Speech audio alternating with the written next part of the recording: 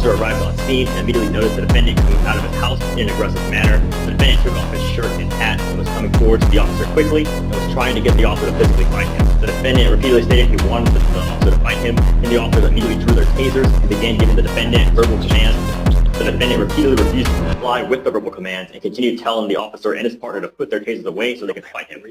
The officer took the defendant to the ground by tackling him and used force to put the defendant's hands behind his back. The defendant was physically resisting and yelling the entire time. The officer then got the defendant into handcuffs and moved him to the side of the patrol vehicle. The officer's partner held the defendant against the vehicle while the officer conducted a search. The defendant was still refusing to comply with verbal commands and was physically resisting. The officer then assisted the defendant into the patrol vehicle using the minimal amount of force necessary, and the defendant was kicking the officer's legs and still refusing to comply. Did they find anything? You said they searched, but they didn't find anything? There's no notice of finding anything or completing the search, and they only know that they arrested him on the warrants.